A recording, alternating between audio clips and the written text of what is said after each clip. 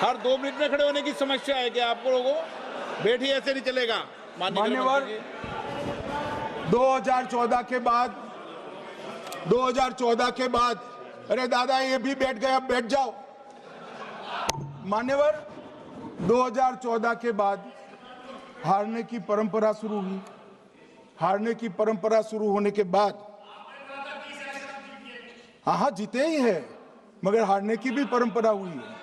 मान्यवर, हारने की परंपरा शुरू करने के बाद इन्होंने सबसे पहले ईवीएम को निशाना बनाया। आज मैं आपके माध्यम से सदन को और सदन के माध्यम से देश की जनता को बताना चाहता हूं, ईवीएम कौन लेकर आया इस देश में? मान्यवर, कौन लेकर आया? 15 मार्च 1989 को जब राजीव गांधी इस देश के प्रधानमंत्री थे, तब ईवीएम लाने का कानूनी बदलाव किया गया था। अब राजीव गांधी के ईवीएम के कानून का भी विरोध कर रहे हैं। मान्यवर, इसके बाद में अरे सुनो ना क्या प्रक्रिया हुई।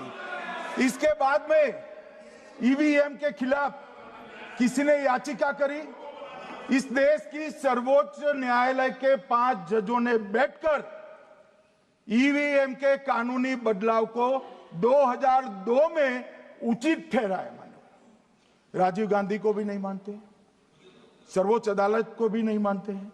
फिर 98 में मध्य प्रदेश, राजस्थान और दिल्ली, इसमें सिर्फ 16 विधानसभाओं में इसका ट्रायल लिया गया।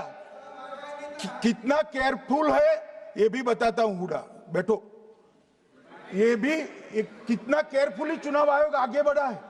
मध्य प्रदेश, राजस्थान और दिल्ली, ये राज्यों की सिर्फ 16 विधानसभा में इसका ट्रायल लिया गया। हर प्रकार से चेक कर ईवीएम का उपयोग सबसे पहली बार पूरे देश में 2004 में हुआ। 2004 का महत्व है मान्यवर, सबसे पहले 2004 में हुआ। पूरे लोकसभा चुनाव हमारे समय में ईवीएम का उपयोग हुआ। लाए राजीव गांधी, वहां से लेकर 2004 तक। और 2004 के चुनाव में कौन जीता भाई? वो जीत गए। उस वक्त ईवीएम की चर्चा बंद। 2009 का चुनाव हुआ, पूरा ईवीएम से हुआ, ये जीत गए। चुप्पी साध ली। 2014 में सब हम जीते तो कौ चालू कर दी। वो सरकार में थे। मान्यवर, ये क्या है? जब कानून आप लाए, मशीन आपने इंट्रोड्यूस किया, चुनाव आप पहला जीते मशीन से, दूसरा चुनाव जीते, मौत से 10 साल राज किया और हार गए तो फिर रोते हैं। मान्यवर, देश की जनता मानती है इसको। और दूसरी बार जब चुनाव आयोग को भी लगा कि सच्चे झूठे आरोप होते हैं, तो इस पर रिसर्च की एक प्रक्रिया हुई। मानिएगा 5 साल रिसर्च के बाद वीवीपीएटी की इंट्रोडक्शन हुआ। ये वीवीपीएटी क्या है? मैं जब वोट दबाता हूं तो समझ गए दादा, धन्यवाद। मान्यवर, मैं जब वोट दबाता हूं तो मैंने कमल के निशान पर वोट दबाया, तो पास में एक पर्ची निकलती है कि आपका वोट कमल के निशान पर रजिस्टर हो गया है।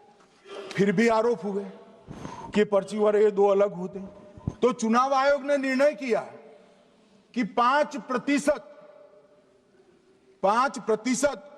ईवीएम और वीवीपैट के परिणाम कंपेयर होंगे।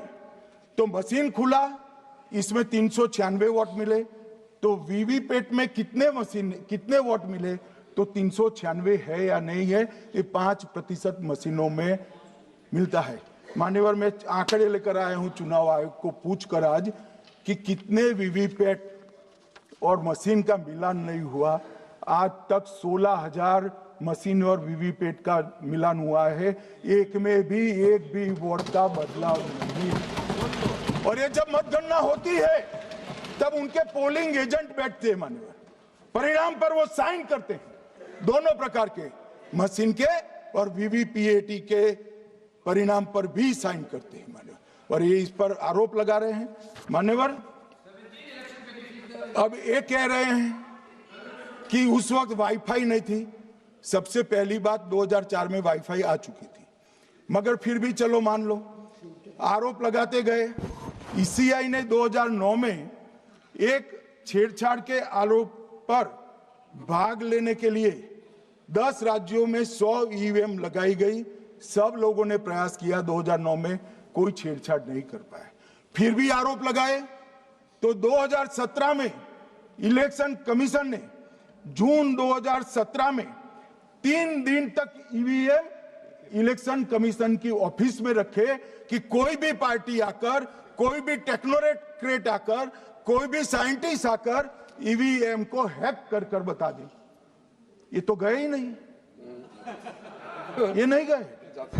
मान्यवर, ये सिर्फ प्रेस में आरोप करते, ना अदालत में जाते हैं, ना चुनाव आयोग के पर जाते। मान्यवर, मगर एक्सपर्ट भी नहीं गए। आप कोई एक्सपर्ट भेज देते भैया, एक्सपर्ट भी नहीं भेजा। और मान्यवर, 2017 में फिर चुनाव आयोग इस निर्णय पर पहुंचा कि आने वाले सब चुनाव ईवीएम से होते हैं। अब चुनाव आयोग ने तो निर्णय कर दिया, मगर मैं भी साहब थोड़ा ज्यादा सोचता हूं। तो मैंने सोचा साला ये चुनाव आयोग कहता है कुछ नहीं हो रहा है, कुछ नहीं हो रहा है, तो ये लोग आरोप क्यों लगा रहे?